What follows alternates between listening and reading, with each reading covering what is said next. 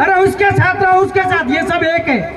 अगर नहीं यकीन आता है तो अपनी नग्न आंखें खोलो और ये नजारा देखो कि ये एक है। जब तक आपका नेतृत्व, आपका नेता तैयार नहीं होगा तब तक शोषण होता रहेगा, दमन होता रहेगा। आदमी के साथ है।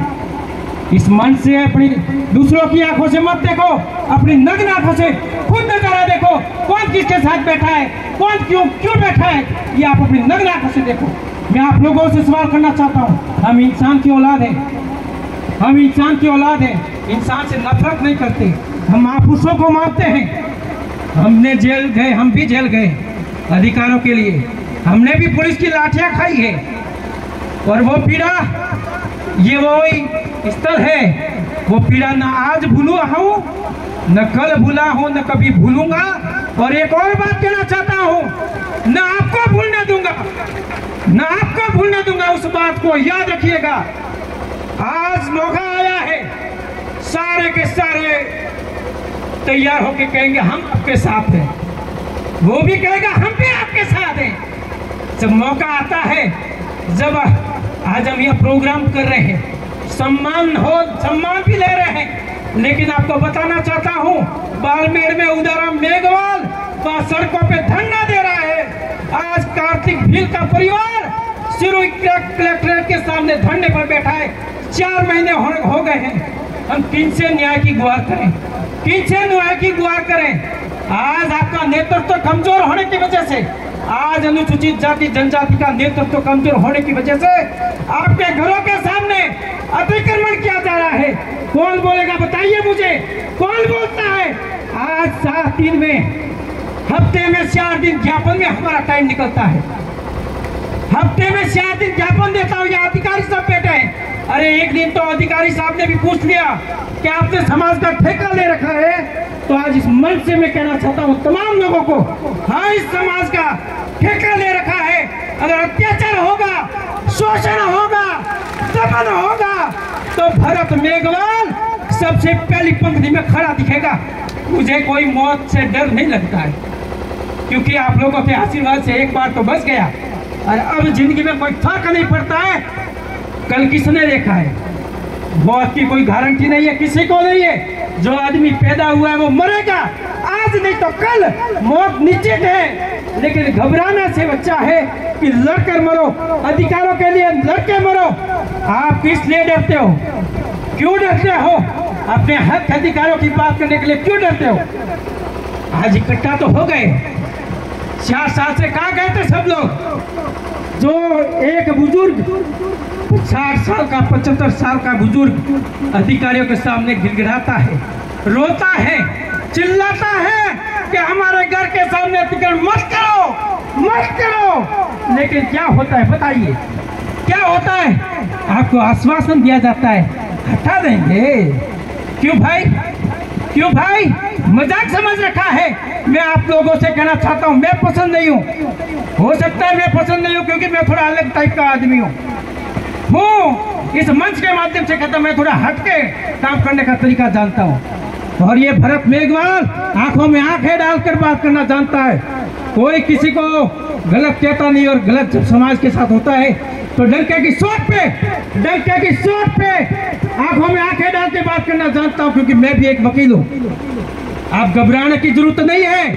मर जाऊंगा, मिट जाऊंगा, लेकिन हक अधिकार की बात आएगी तो पीछे नहीं रहूंगा। मैं तमाम उन लोगों से कहना चाहता हूँ, हम अनुसूचित जाति जनजाति के इतने सारे लोग हैं, 60-70 हजार कम नहीं है, कम नहीं है, कम नहीं है। तो फिर क्यों अनुसूचित जाति जनजाति के लोगों को नजरअंदाज किया जाता है? क्यों कोई नहीं सुनता है? क्यों कोई नहीं सुनता है? मैं आप लोगों से पूछना चाहता हूँ, आज कर्मचारियों की क्या हालत है?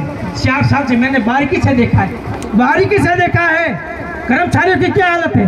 आपकी कोई नहीं सुनता। क्यों भाई?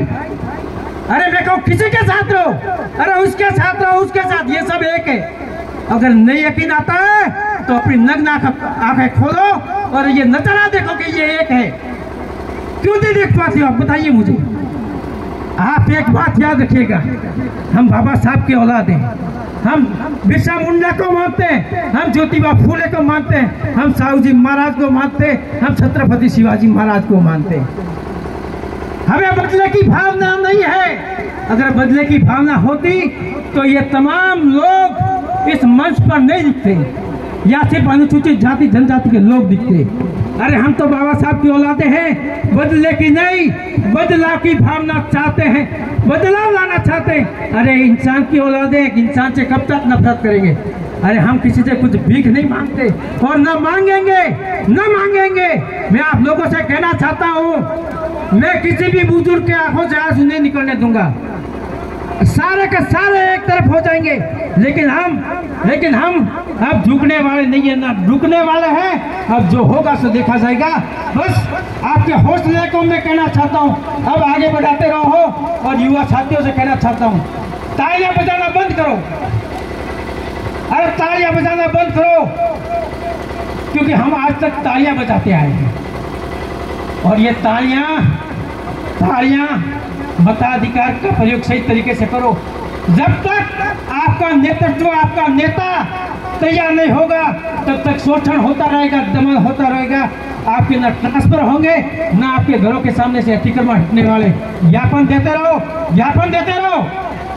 गिड़गिड़ाते रहो, धरना देते रहो। न कोई कार्तिक बिल को न्याय मिलने वाला है, ना वहाँ उदाहरण मेघवाल जो लड़ाई लड़ रहे हैं उनको न्याय मिलने वाला है। अभी थोड़े समय पहले 2 अप्रैल को जो जनसैलाब उमड़ा था जयपुर, मैं भी वहां था। आप लोगों में कोई जनसंख्या कम नहीं है। पूरे राजस्थान में सबसे बड़ी जनसभा हुई है तो 2 अप्रैल 2023 को हुई है। लेकिन हम भीड़ इकट्ठा करना चाहते हैं। मैं आप लोगों से निवेदन करना चाहूंगा, किसी से मत डरो, संवैधानिक दायरे में आंखों में आंखें डाल के बात करो। हम अधिकारियों से उलझ जाते हैं, लेकिन सबसे बड़ी जड़ है वो सियासत की है। आप अधिकारी बन जाओगे, कुछ नहीं कर पाओगे। मैं कह रहा हूँ, पढ़ लिख के बहुत सारे अधिकारी बन गए, क्या करोगे? साहब का फोन है। अरे खुद का नेता तैयार करो। आज मैं अनुसूचित जाति जनजाति के लोगों से एक सवाल पूछना चाहता हूँ, आपने कभी आपका नेता तैयार किया?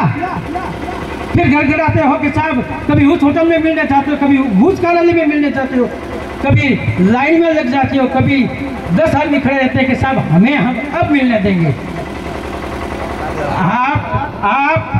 आप 1 मिनट मनसाराम जी, जब बात आती है मान सम्मान और स्वाभिमान की, तो कोई परवाह मत करो, कुछ नहीं होगा तुम लोगों को। मैं बैठा हूँ, मरने के लिए तैयार हूँ, लेकिन झुकूंगा नहीं, न झुका था न झुकूंगा। मैं आप लोगों से अपील करता हूँ कि मजबूत तरीके से लड़ना सीखो। संवैधानिक दायरे में सबसे ज्यादा अपने लोग विरोध करेंगे, क्योंकि आज तक हमने अपने लोगों का विरोध किया, कभी अपने नेतृत्व को पैदा नहीं किया। मैं मेरी बात खत्म करना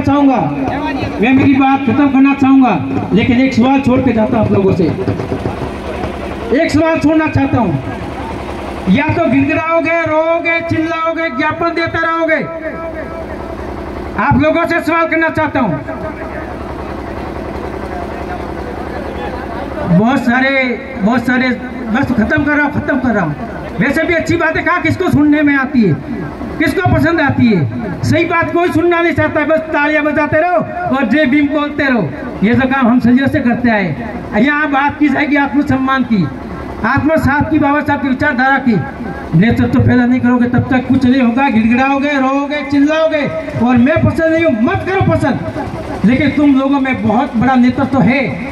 आप में से निकालो कोई अच्छा आदमी, मैं आपके साथ आने के लिए तैयार हूँ। इस बात के साथ मैं आप लोगों को धन्यवाद कहना चाहूँगा और बाबा साहब को नमन करता हूँ और नेताओं से माफी चाहता हूँ कि इन गरीब, कमजोर, दलित, आदिवासी लोगों पर अब शोषण करना बंद करवाइए, मेहरबानी करके बंद करवाइए। इनके घरों के सामने अतिक्रमण करना बंद करवाइए, नहीं तो मुश्किल हो जाएगी, आपको भी होगी और हमें भी होगी।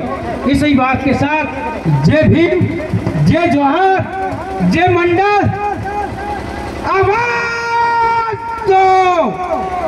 दोनों हाथ खड़े करके ऐसे नहीं सुनाई देता है बहुत लोगों को, आवाज दो। धन्यवाद, तमाम लोगों ने अच्छे से सुना, बहुत बहुत आभार, थैंक यू। सबसे बड़ी जड़ जो सबसे बड़ी जड़ है वो सियासत की है। आप अधिकारी बन जाओगे, कुछ नहीं कर पाओगे। मैं कह रहा हूँ पढ़ लिख के बहुत सारे अधिकारी बन गए, क्या करोगे? साहब का फोन है, या तो गिड़गिड़ाओगे, रोओगे, चिल्लाओगे, ज्ञापन देते रहोगे।